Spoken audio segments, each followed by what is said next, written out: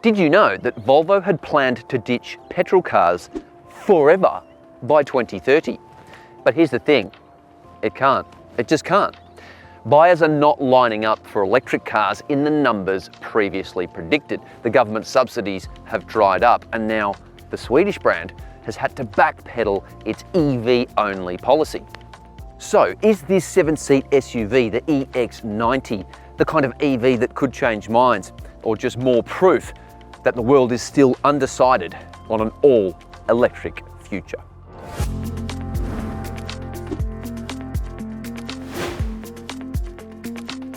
The new Volvo EX90 is the Swedish carmaker's biggest, most powerful and luxurious EV thus far.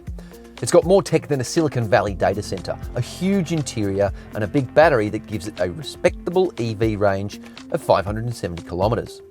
This was originally set to replace the XC90, a much-loved 7-seat SUV, similar in size to this, but powered by petrol, diesel and hybrid engines. But given the brand's recent U-turn on EV policy, it is now going to sell this vehicle alongside the XC90 and keep petrol-electric powertrains as well.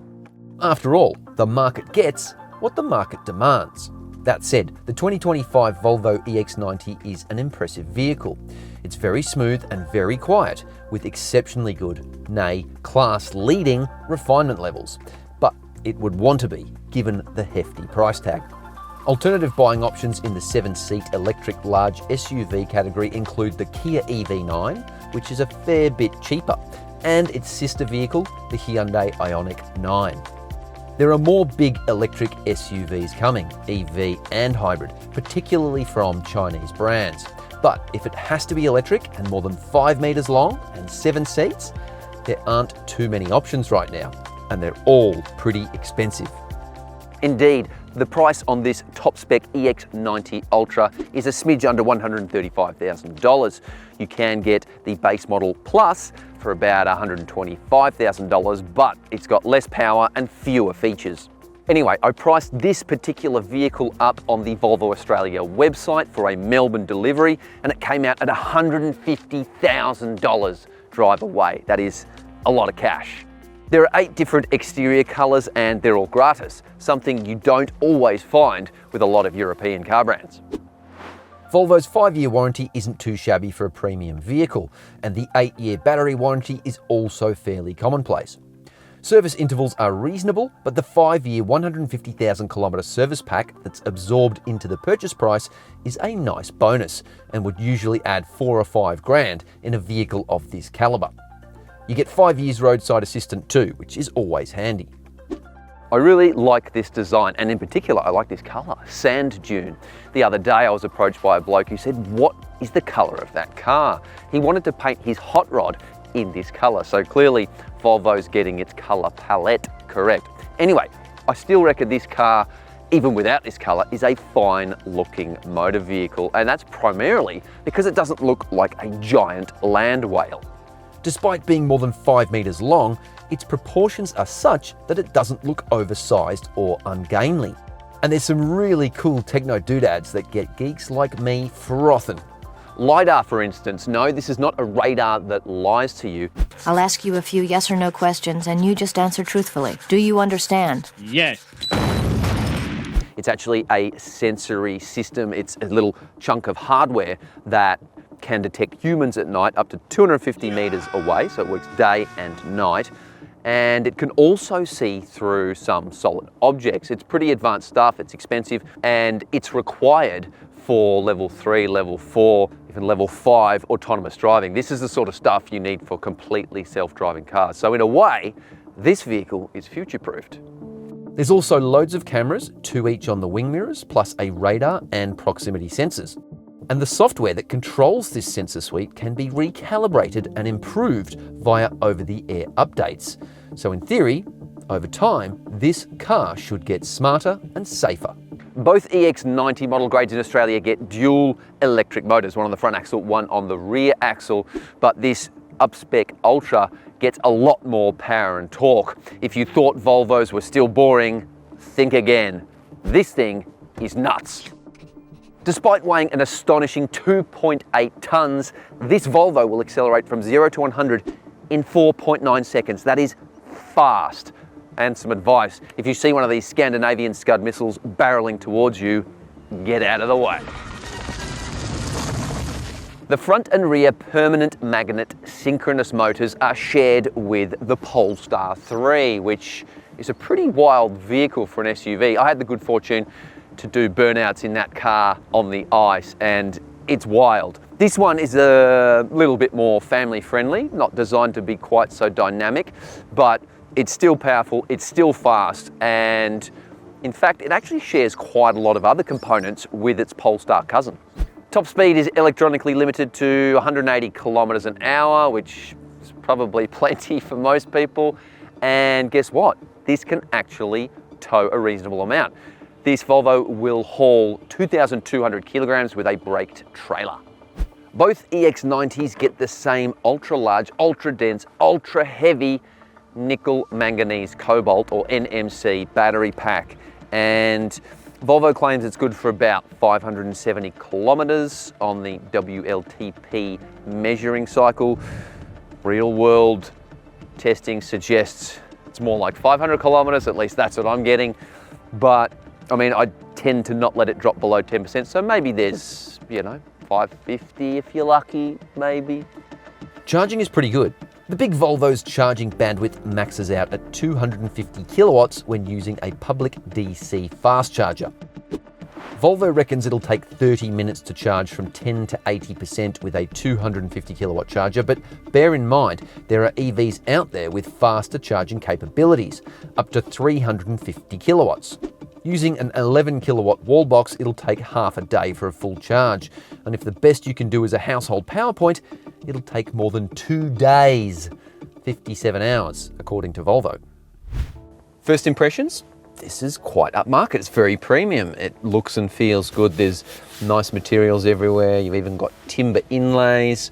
Feels very high end. And Volvo says this interior was inspired by Scandinavian living room, and either Swedish lounge rooms are super tiny or I don't know what. But no, in all seriousness, this is a very roomy car as well. It's big, it's comfy, and it's uncluttered, and I like that. Spending time in the big, expensive Volvo is a pleasure because all the materials have a high quality feel. There's a genuine sense of luxury here. All the surfaces are clean and smoothly designed. You've got timber trim, metal highlights, and virtually no cheaply textured plastics to talk of. Most surfaces have soft touch finishes too. The switchgear looks and feels good, and the single rotator dial has silky haptics. But I feel like if you're gonna buy a Volvo, lean into the Scando vibes. Get the beige or the white interior. I would get the beige because the white adds $1,000 or something like that. But even in this dark finish, it's still really nice. It's got a very calming, relaxed sort of ambience to the interior. You'd be forgiven for thinking the big and welcoming front seats are not leather because they're smooth and velvety. They're made from Nordico, which is described by Volvo as, and I quote, a premium and durable surface material with a smooth and lustrous feel. You know, I'd have to agree with that. It has a suppleness you'd expect from real leather. Only here, it's made from recycled plastic and polyester. The seat cushioning is equal parts supportive and cushy, and they're fully power adjustable via a simplified seat control that works surprisingly well. The front seats are also heated and cooled, and you can turn them on both at the same time, which is interesting. Plus, they also have a massaging function with several different modes. And you'd certainly hope so at this price. Storage solutions run a bit of a fine line between adequate and good. So, under here you have a reasonable sized storage box with a little secret stash, this little secret trap door down there. I love that. You've got two concealed spring-loaded cup holders, so fit the 750ml bottle, rattles around a little bit, won't fit the big one. You've got a wireless phone charger here, and if you're using the pass card, then that sort of needs to live there too. but most people will use the mobile phone app, so you won't have that issue, I would imagine. There's a huge area under here, which I love. So you've got a wide area for all sorts of stuff, and it's carpeted too, which is nice. Plus there's a little elastic band there to put stuff. 2 USB-C ports. The glove box is pretty weak sauce. You're not gonna get much in there, although I do love the special little holder for the manual in there. That's cool. There's no sunglasses holder, and the door pockets are not great. I can sort of fit the Mega Gulp in there if I jam it. So yeah, that's the storage. The infotainment layout is fairly conventional here, although like most Geely-owned vehicles, pretty much every car and cabin function has to be manipulated via the 14.5-inch central touchscreen. This means adjustments for the lights, the steering wheel, the mirrors, and even toggling the glove box have to be affected via the touchscreen. And while the car's infotainment system looks amazing with high-res graphics, and it's powered by Google with native Google Maps and a really fast processor that means rapid touch response and menu loading, you can still mirror your smartphone and boot up Apple CarPlay and Android Auto. One of my favorite things is the way that Google Maps and Waze can be reproduced not just on this large screen, but on the smaller digital driver's display. So you can have other stuff going on there if you want. And it's a really elegant solution because you've got your personalized, crowd-sourced mapping guide right here, really easy to read. And to be honest, I think every car should have this. My other favorite thing is the 25-speaker Bowers & Wilkins audio system. It bangs harder than a broken Outback dunny door in a sandstorm. All models come with an inbuilt 5G SIM card too, so the car's always connected to the net, and unsurprisingly, this high-tech family SUV comes with absolutely everything, including a very useful Volvo smartphone app that allows for remote control and monitoring, and also lets you lock and unlock the door, and probably also steals your data.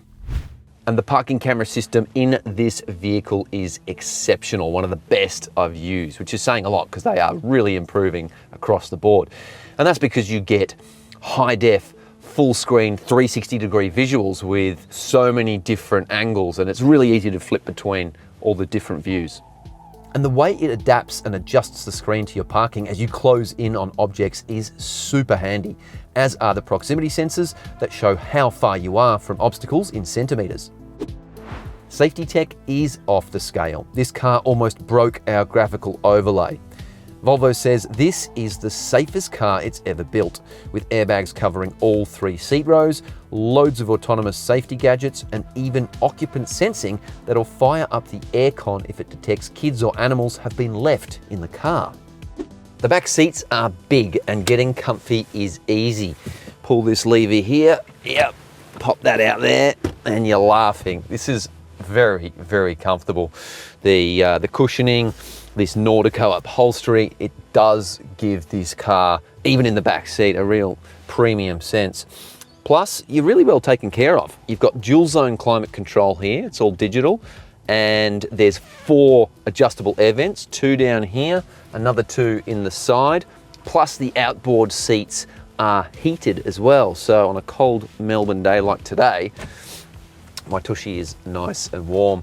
The seating itself too is a little bit like stadium seating. It's a little bit elevated, which my kids absolutely love. They've got good vision out the car. They don't feel like they're boxed in. And obviously the huge glass roof helps there as well. In terms of overall room in the back seat, it's good. I mean, that's where I have my seat. Look how much legroom I've got. Like, that is huge. And you can slide the seats as well for a bit more room in the 3rd row. And overall, yeah, it's really good. Headroom too, even with that big glass roof, is surprisingly good. Amenity in the back seat is pretty good. You've got twin USB-C ports, always good for charging devices. There's good storage too, super stretchy seat back pockets. You've got door pockets here. I like the fact that you've got anti-pinch. I mean, it's a Volvo, so, oh, that's never gonna do it. Oh, hello. little bit of a squeak there. The coat hooks here are handy, and they also come out and you can put accessories and stuff in there, which is very, very handy. Although I noticed on the other one, the surround's a bit loosey-goosey, which is a bit disappointing, and there's no grab handles either. Not the end of the world. You've got reading light. Oh, and the glass roof, you can get a sun blind that sort of clicks into there. Oh, and how's this? You've got a built-in booster seat. I remember one of these on the old XC90 Volvo, and it's a pretty cool idea. It gives you a little bit of extra height. Volvo says it's for kids aged 4 and up. My kids, I'd probably have them in the outboard seats with their child seats in the ISOFIX child seat anchorages, to be honest. And weirdly, the warning here feels like it's printed on a plastic bag, and it kind of detracts a little bit from the luxury experience in the back. They should have printed that on silk, I reckon.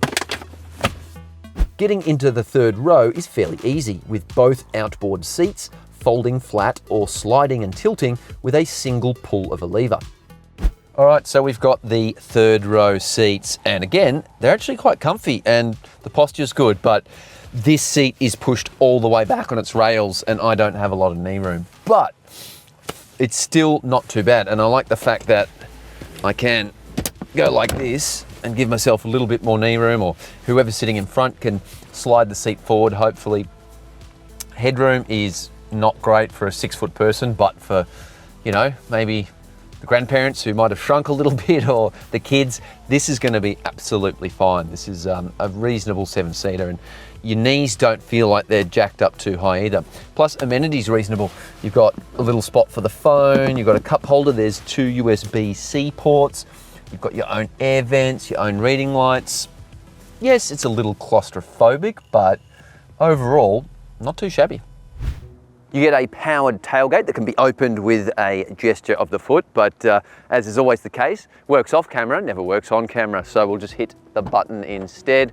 And the boot is really, really good. This is a big, useful family SUV. Right here, you have enough room for, I got the kids' bikes in here with all 7 seats in. You can get heaps of shopping in. This is really useful, functional space. And under here, you've got even more room. There's a deep tub here. You've got the cargo cover that's stored there. And how's this? There's this Volvo bag that it is almost too nice to have the charging cables in it. I would be toting this around town. This is high street quality. Amenity is really good too. You've got 2 really bright LED lights, 2 fold-out bag hooks on each side. That's always good to stop the shopping rolling around. There are 4 tie-down hooks as well. Nice and sturdy, a 12-volt socket. Little area here for odds and sods. And check this out, one of my favorite features, because this has air suspension. Can you see that? You can lower the entire rear end of the car to make loading and unloading objects, cargo, groceries, a whole lot easier. It is so quick and so useful. I love it. The only negative I could find about this cargo area is that there's no spare tire, not even a space saver. But check this out. You could hit these 2 buttons, one touch. There we go. And how good is that? Relatively quick, and look how much space you now have. And even more room when you fold down the second row seats. This is a big unit. How's this? We sleep in here. I'm 6 foot. Sick. This is a huge bonnet, or a hood if you don't live in a Commonwealth country. It's a massive, massive vehicle, which makes this space here a little disappointing. Yes, you get 3 little sections here and you can fit like small objects in there, and you've got the tyre inflator there, the compressor and the goop, because there's no spare tyre. Again, disappointing. Yeah, I expected a little bit more, but overall, this is big. It's functional, it's versatile. It's a big bus, but does it drive like one? Actually, no.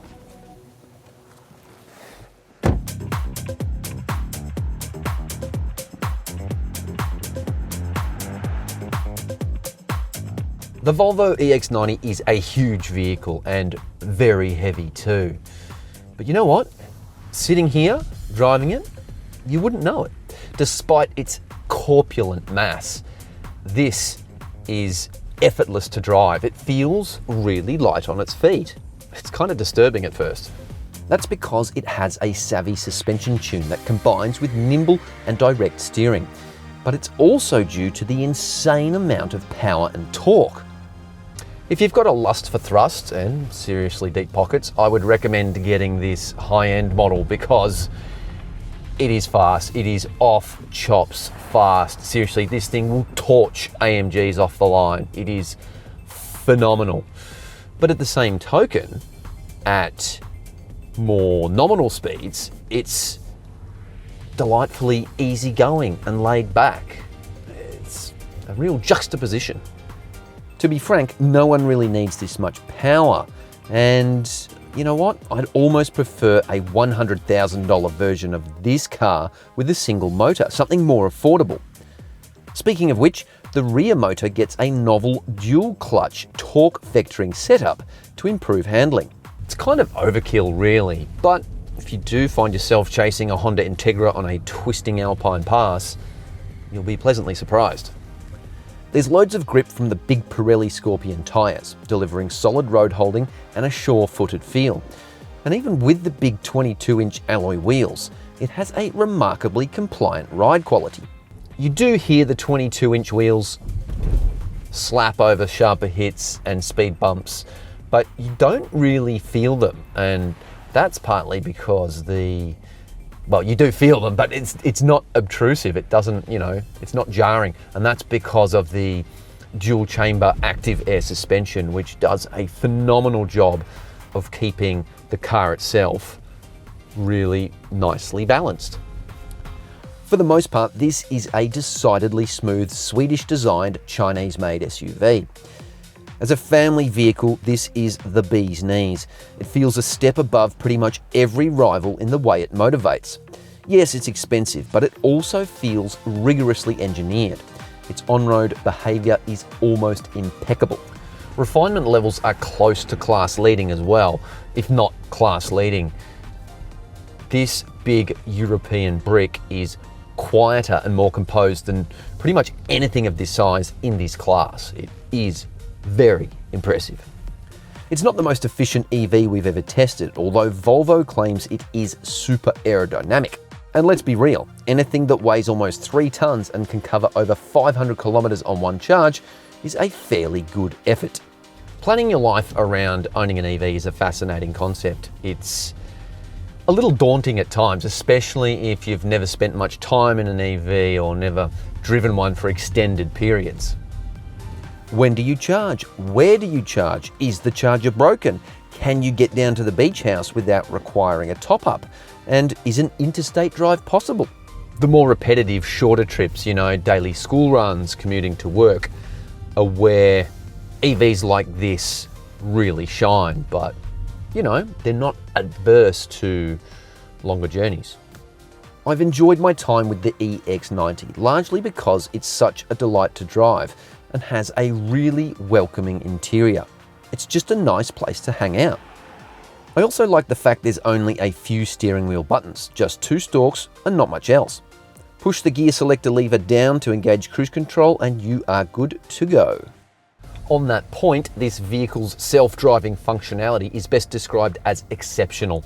Volvo's software and hardware engineers have done an incredible job with this. So, with acceleration and braking, it's on point, but it's the auto steering that is almost clairvoyant. It is phenomenal. LiDAR for the win, y'all. It's incredible the lane markings, or lack thereof, it can identify and leverage with its vast sensor array. Freeway driving and traffic gridlock is especially relaxed as a result. On balance, the Volvo EX90 is a deeply satisfying drive, the kind of electric SUV that could even make a Range Rover owner raise an eyebrow. It's beautifully built, packed with smart tech, and every inch the family-friendly flagship Volvo wants it to be. But at this price, it's more likely to convert premium buyers already sold on the EV dream, not the undecided ones still sitting on the fence. The EX90 proves that Volvo can do large, premium electric SUVs brilliantly. It just hasn't solved the affordability part yet. Thanks for watching. Did you like the vid? Did you not like the vid? Did I miss anything? Did you miss anything? Leave a comment.